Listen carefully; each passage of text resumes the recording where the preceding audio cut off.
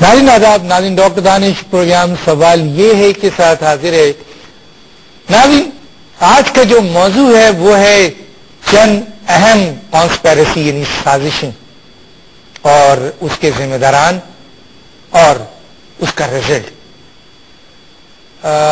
اس وقت جو یہاں دو شخصیات بیٹھی جن میں سے ایک شخصیت ایسی ہے جس کا نام جب میں لوں گا تو یقیناً آپ کو یہ احساس ہوگا کہ پاکستان کی انٹیلیجنس ہسٹری میں ایک بہت کنٹروورشل نام بھی رہا لیکن ایک بڑا نام بھی رہا، اور آج جو الزامات ان پر لگائے گئے اور وہ باتیں جو آج یہ بتائیں گے، یہ فیصلہ آپ کو کرنا ہے اور یہ دیکھنا ہے کہ وہ الزامات صحیح تھے جو کانسپیرسی کے حوالے سے لگائے گئے، اور وہ جو شخصیت یہاں بیٹھی ہوئی ہے جو آج وہ بات کرے گی وہ کیا باتیں۔ اور اس کے ساتھ ساتھ ہم دو اہم شخصیت کو آن لائن بھی لیں گے، اور میں آپ سے تعارف کراتے ہیں میرے اس وقت اسٹوڈیو میں دو اہم شخصیت ہیں، ان کا تعارف کراتا ہوں۔ میرے پہلے مہمان ہیں جناب بریگیڈیئر امتیاز صاحب۔ بریگیڈیئر امتیاز صاحب سابق DGIB ISI انٹرنل سیکیورٹی کے انچارج رہے 11 سال۔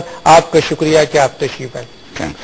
میرے دوسرے مہمان ہیں جناب حیدر عباس رضوی صاحب۔ حیدر عباس رضوی صاحب ڈپٹی پارلیمانی لیڈر ہیں متحدہ قومی موومنٹ کے، جس کے اگینسٹ بھی بڑی کنسپیرسی ہوئی ہے، تو آپ کا بھی شکریہ کہ آپ تشریف لائے۔ تو ناظرین یہ تو وہ دو شخصیتیں، اس کے علاوہ غلام مصطفیٰ کھر صاحب اور جنرل نصیر اختر صاحب بھی ہمارے ساتھ لائن پہ ہوں گے گفتگو کے دوران، جو کہ کور کمانڈر کراچی تھے۔ اس وقت ہم بات کریں گے جناب بریگیڈیئر امتیاز صاحب سے۔ ایک بات اور بڑی کانسپیرسی ہے، اور وہ کانسپیرسی ہے 1992 کا آپریشن، جو متحدہ قومی موومنٹ کے خلاف ایک بہت بڑا آپریشن کیا گیا۔ اس وقت کور کمانڈر تھے جناب نصیر اختر صاحب اور چیف تھے جناب آصف جنجوعہ صاحب۔ آپ کا 11 سالہ تجربہ، 11 سال سے بھی زیادہ ISI میں DGIB، مجھے آپ یہ بتائیے کہ اس آپریشن کی پرمیشن وزیر اعظم صاحب نے دی تھی، یا یہ آپریشن جنرل نصیر اختر اور آصف جنجوعہ جو اس وقت chief of the army staff تھے، صرف ان کی یہ اختراع تھی؟ کیا کہیں گے آپ؟ اس آپریشن کے لیے اس وقت کے وزیر اعظم نواز شریف سے کوئی اجازت نہیں لی گئی تھی، اور ان کی اجازت کے بغیر یہ آپریشن شروع کیا گیا تھا۔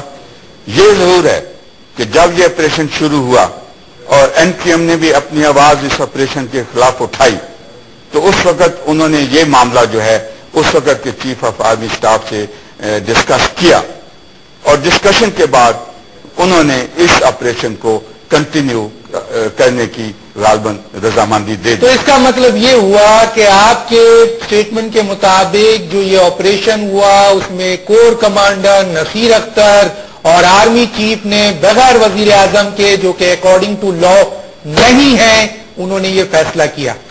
لیکن سوال یہ آتا ہے کہ جب وزیر اعظم کو یہ پتا چل گیا، کیونکہ نواز شریف صاحب کو پتا نہیں چلتا نا بہت سی چیز، کبھی کارگل نہیں پتا چلتا ہے، کبھی 92 کا آپریشن نہیں پتا چلتا ہے، کبھی یہ جیل کی کانسپیرسی نہیں پتا چلتی ہے، تو میں آپ سے یہ پوچھتا ہوں کہ بعد میں جب وزیر اعظم کو یہ پتا چل گیا اتنا بڑا آپریشن، کیونکہ دنیا کو خبر ہو گئی تھی، تو انہوں نے اس آپریشن کو روکا، اس پر کوئی آرڈر جاری کیا؟